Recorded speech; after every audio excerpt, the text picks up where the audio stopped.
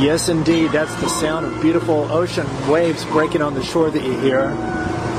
I'm not actually near the ocean. I'm in it. I'm standing in almost waist-deep water here at Rocky Bay, Magnetic Island, Queensland. This is Jeff Wefferson. This is On the Brink Radio's very special report in honor of World Ocean Day tomorrow. On the Brink Radio, broadcast number 204.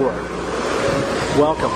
I'd like to begin this show by first thanking my beautiful friend Jaia Earthchild of Hobart, Tasmania. She's been letting me borrow her very sweet little Vixia sort of miniature video camera for the past few months, and this has made it very easier for me to record video and audio in remote locations, and much easier to carry it on my bicycle to go down to the places where I am now, as opposed to carrying my big sort of dinosaurian Sony mini DV tape camera. Thanks, Jaia.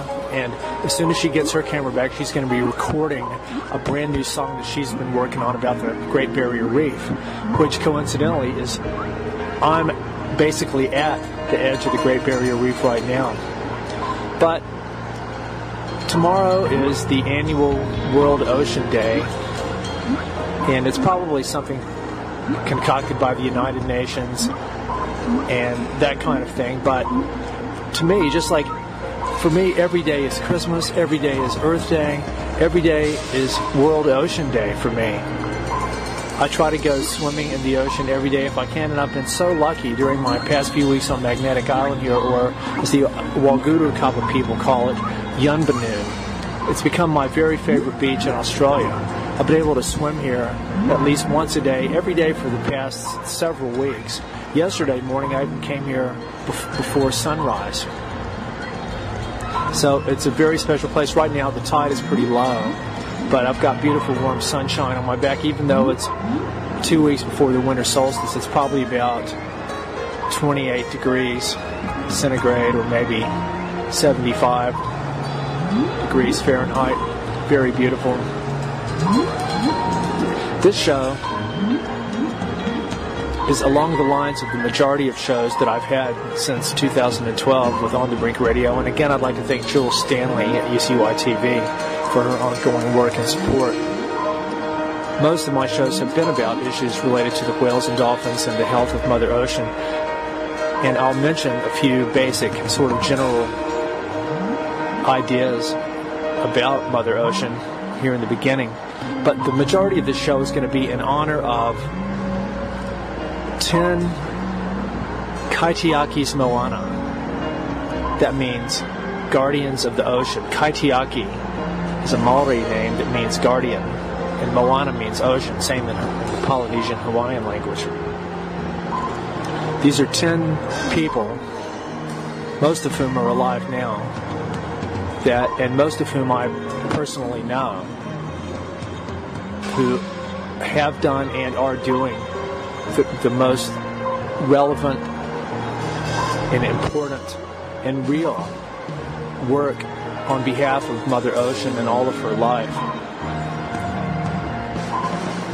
Work, research, and activism that really matters, that's making real contributions, that makes a difference, not just gratuitous social media, let's pretend like we're saving this or that.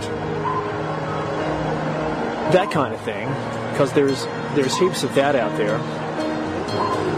And because I'm using English, which is a symbolic language used by humans, I am constrained by the limits of this medium. And since, unlike with a visual image, I can't convey all this information at once, I'm forced to delineate the names of these people in a linear sequence. But this sequence does not reflect the importance or significance of these people to me, or as how I see their work. They're all pretty equal. It's just that I can't say all of their names at once. And I guess I could do it alphabetically, but I was probably going to do it in the order of sort of the people that have been around the longest. But first I'd like to just observe that if you look at my blog, Synthesance, and I'll put the link in my blog posting for the show.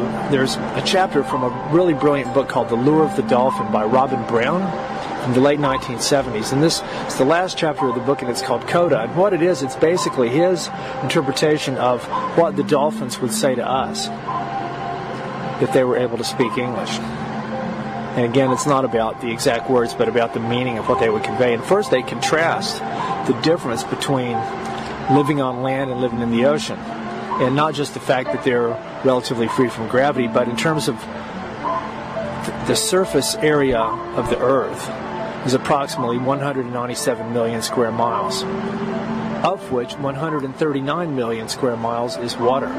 This is just the surface area, so that's a very big percentage, 70 or more percent. But because the dolphins aren't constrained to the surface, they are able to access the entire three-dimensional cubic volume of the ocean. And that's where their available territory expands exponentially beyond us strictly surface-limited beings. We can go up in the air a little bit and down in the ocean, but not without external technology. The average depth of the ocean is over 12,000 feet. But the cubic volume of the ocean is, get this, 331 million cubic miles. That is a lot of water. But yet, the whales and dolphins and pretty much all the beings that live in the ocean can theoretically go anywhere in that at any time. So that's why Robin Brown says that one of the biggest differences between the whales and dolphins' sociocultural and behavioral repertoire and why they're mammals, but they're so different from us, is that they don't really have the concept of territory. I mean, along with many other things, they don't have like toothpaste and shoes and napkins and toilet paper. But they don't have territory. They sort of, I mean, who knows how they think of where they live. But they certainly don't divide up territory. They don't have a piece of ocean where they stand their ground, and they might have areas where they tend to hang out. But I don't know if that's probably not totally true, but there maybe crabs and organisms that live down at the bottom that'll defend the little area where they have. But in general, the free-roaming pelagic marine mammals and fish and stuff probably really don't have the concept of territory. I hesitate to guess how many species of life are known to exist in the ocean, but it would probably be tens of thousands. But I do know that there's approximately 90 different species of whales and dolphins, the cetaceans. I've just been reading a document by the U.S. Navy, which is kind of like a justification for their new budget. And their new CATCH acronym is called Maritime Domain Awareness. And it's obviously a subset of the whole full spectrum dominance paradigm. But it's just very interesting how they basically sum up the way that the whole modern Western world looks at the ocean. They don't see Mother Ocean as a fellow being. They don't see all the beings that live in the ocean as fellow beings. They see them as resources, or possibly, at best, animals and plants to be conserved. That's another good one that goes along with robust, is conserving something. It's almost just as abstract as the concept of saving something, like we're going to save the whales, we're going to save the dolphins. I still don't really understand what that means. I think the implication is that people intend, or they think that they're taking action somehow, or paying someone else to take action to protect something, but to save it doesn't really make sense. But in the world of today, save and also tell. Like you see this in mass media, social media a lot. It goes like, save the whales, or tell the evil oil companies that they're destroying the life of the whales. But the translation of save and tell in that context, it really means give us money, give donations to our organization, Greenpeace or whoever, and we'll save the whales and tell the politicians and the oil companies, we'll do that for you. I just don't buy into that whole way of doing things. I've been reading a very interesting book lately. It's called The Deep Hot Biosphere by an astronomer named Thomas Gold. I believe he's dead now, but he was a very, very, very major figure. He was, I believe, head of the astronomy department at Cornell University, and this will tell you how big of a bigwig he was. He actually hired Carl Sagan. He gave Carl Sagan his first job as an astronomer on the staff of Cornell there back in probably the 1950s or 1960s. Anyway, he's sort of a renegade mind that has invaded other scientific disciplines and solved very perplexing problems in all of these disciplines, often pissing off a lot of people because he overturned their apple cart by figuring stuff out that they had never been able to figure out or that they didn't want to deal with. And he's almost all the time been right. But this book, I strongly recommend it, The Deep Hot Biosphere, because it's about the idea that life originally originated not even in the ocean, but down deep in the crust of the earth, in the crevices between the rocks, tiny little microbes that don't need sunlight and didn't need photosynthesis, that they actually derived their energy from the hydrocarbons, and this is another important part of this book, from the hydrocarbons that are created from geochemical processes deep, deep, deep down in the Earth's mantle. This is the whole abiogenic hydrocarbon idea that Russian scientists have known for many, many, many decades. Now I'll begin by talking about these 10 Kaitiakis Moana. First, I'm going to start with Dr. Roger Payne. He's the guy, he and Ian Kerr founded an organization called Ocean Alliance back in the 1970s, which I consider to be one of, if not the top true fair dinkum oceanic research organizations in the world. And they've been really nice to me. They consider me to be their Southern Hemisphere correspondent. Roger Payne, the thing that I think he's most famous for is that in the early 1970s, he and another scientist friend named Scott McVeigh were out in boats studying humpback whale songs.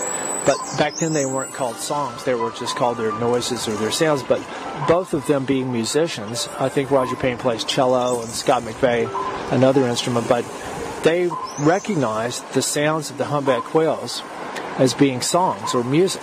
So this was a very, very important recognition and resulted in a very interesting paper published in Nature magazine in 1973.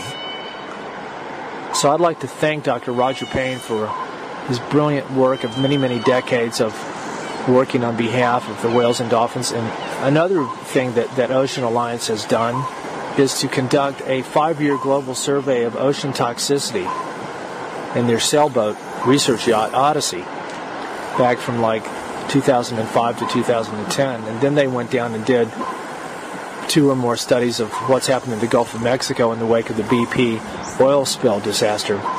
This is truly very important work. Right now, I'd like to also mention as number 2, Ian Kerr, Dr. Ian Kerr, who also co-founded Ocean Alliance with Roger Payne. Now, Ian, I've interviewed him on my radio show last year, and tomorrow, his wife Amy just sent a message and said that he has been invited to speak at the World Ocean Day ceremony at the United Nations with all these really big people. And it's Dr. Sylvia Earle is going to be talking there along with James Cameron, the movie-making dude from New Zealand. And so this is a really big, important event for them. They've been using these drones called snotbots to collect exhaled mucus samples from whales in several different areas, Argentina, Alaska, I'm not sure where else. And then they're going to study these mucus samples to see what the hormone levels tell them about the stress levels of the whales. So this could be very interesting. Ocean Alliance used to work with Dr. John Wise, who I'm also trying to line up to do an interview with. He's a genetic toxicologist in Louisville, Kentucky now. Number 3, I'll mention Dr. Sylvia Earle. Now, I don't really know all that much about her, but she is a major oceanic bigwig type person. The thing I know best about her is a couple of years ago she came out with this really cool article about why she's been a vegetarian, if not even a vegan, for decades, and why she doesn't eat fish. And it's a brilliant comprehensive look at the whole concept of why. Of course, she doesn't have to explain why fish is meat, but she explains why we shouldn't be eating fish, or really anything from the ocean for that matter, for several different reasons, and I think that's a brilliant idea. I'd like to mention who is now Dr. Wally Franklin of the Byron Bay area in New South Wales, and his organization called the Oceania Project. Wally and his wife Trish and their son Mark have been doing very remarkable work with humpback whales there on the east coast of Australia for decades. And I did an interview with Wally 2 years ago. He's a really fantastic person. They've done some amazing recordings of the humpback whales there at Hervey Bay every year. How about the name Jacques Cousteau? Now everybody knows who he was. He was the French guy, and his son and sons and daughter, I think one of his sons died in an accident somehow. His other son Philippe and his daughter are sort of carrying on his tradition. But I remember seeing his shows on TV when I was a kid. John Denver, the musician, did a really cool song called The Calypso about Jacques Cousteau's research vessel.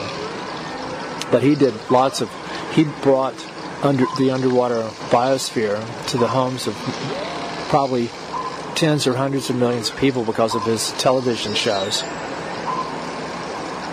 As I understand it, the legendary Sir Peter Blake of New Zealand, he was a skipper of the yacht that won the America's Cup a couple of times, but then because of his travels around the world, he had seen so much environmental damage being done that he devoted the rest of his life to trying to ameliorate and study this environmental damage. And he, I believe, bought this very special boat that Jacques Cousteau had built. That it was a boat with a retractable rudder that was able to go up river mouths into very, very shallow water. And it was on this boat they were doing a sting operation up in the mouth of the Amazon River along with a Greenpeace boat to try to catch these organized crime people that were illegally logging mahogany and then floating it down the river. And that's when he got shot in defense of his crew. So these were very serious oceanographic people. I'd like to mention my beautiful friends at Stranded No More, who are a coalition of marine biologists based in somewhere in Hawaii now. But they do very amazing work on behalf of Cetacean Reality in terms of monitoring stranding events all around the world and correlating them with seismic testing, hazardous military-industrial operations, and with almost every stranding event that happens, these correlations are there. They also spend a lot of energy documenting the basic failure of the whole Western cetacean rescue operations. How it's much easier and likely for a stranded whale or dolphin to be euthanized than it is to be rescued in the West. It seems like the most successful rates of cetacean rescue are in these sort of less developed countries where it's not an industry. Stranded No More creates these brilliant sort of graphic map chart images that show all this information. I'd like to mention my friend Douglas Webster, Douglas Dolphinus, who lives on the Big Island of Hawaii. And I'd like to thank him for his ongoing support. He hosts my website on his website called dolphinmatrix.com. He's spent decades swimming with dolphins there off of the Kona area and works with this woman named Joan Ocean and other whale and dolphin people there. I've done a couple of interviews with him.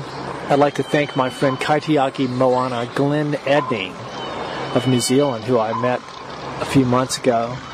And I've interviewed him, I think, 4 times.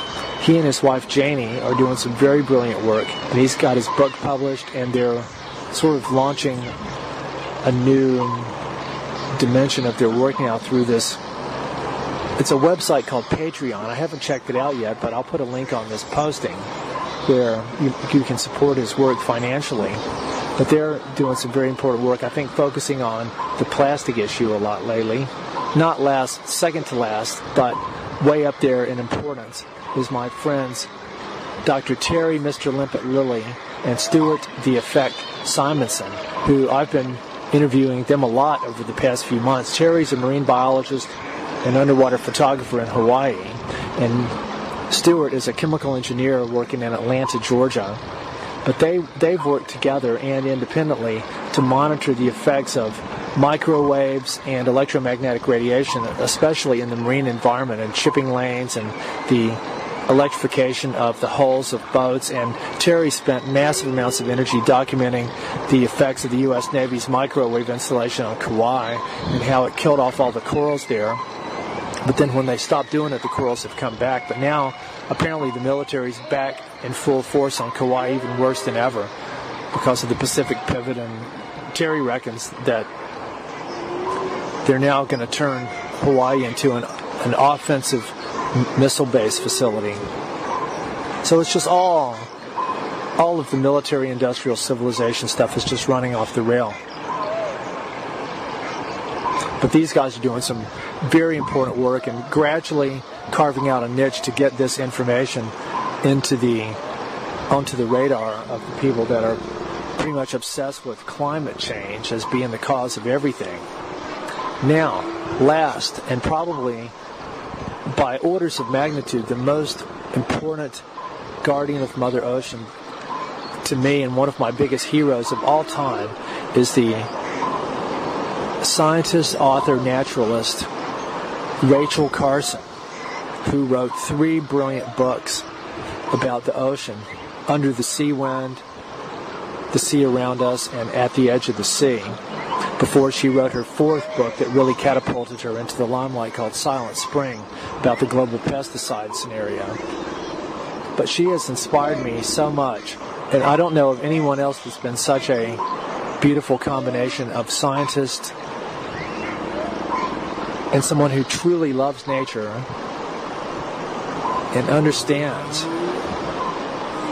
the non-human world, and who has the ability to express these feelings and ideas in a truly literary format. And her messages from the 1950s and 60s are as relevant today as they ever were.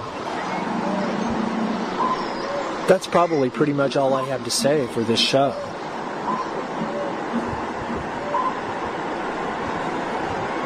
It's so nice to sit here listening to the sound of the ocean.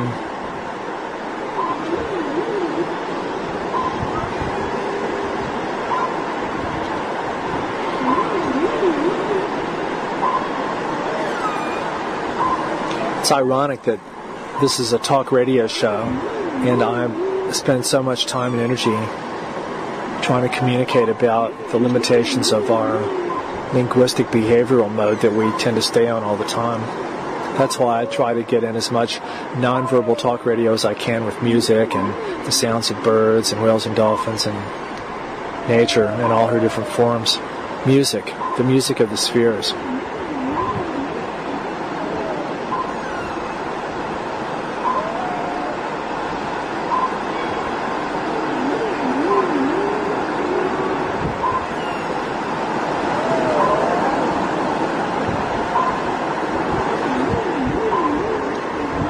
Please go out and be with Mother Ocean, not only today and tomorrow, but every day if you can.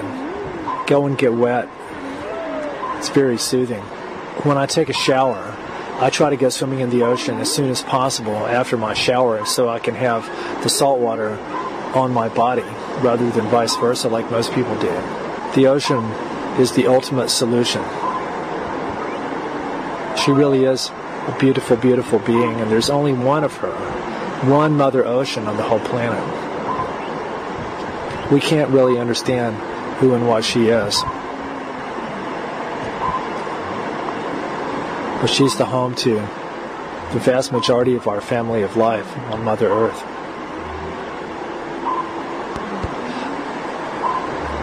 I don't have to go out on a boat to be with her, especially not a boat that's chopping through the water with propellers. I admire people that go out in sailboats, but I like being on the water. but I don't have to. And I love the whales and dolphins, but I don't have to go out there and actually physically be with them to understand who they are, to be with them, to feel their energy and their presence, and even to communicate with them in many kinds of ways. It is nice to be with someone that's your friend, but I think humans go to such extremes to put themselves in environments where, I'm not going to say that we don't belong there, but if you have to go to great technological extremes and expenditures of energy and resources in order to be somewhere, I'm not sure how much sense that makes from a truly ecological perspective. This is Jeff Wefferson. Thanks for listening. Enjoy World Ocean Day. Try to live simply so that others may simply live.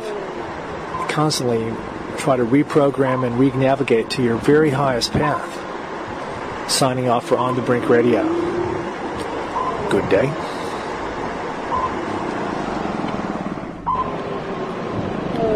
This is a flute song for Mother Ocean and all our family of life in the ocean.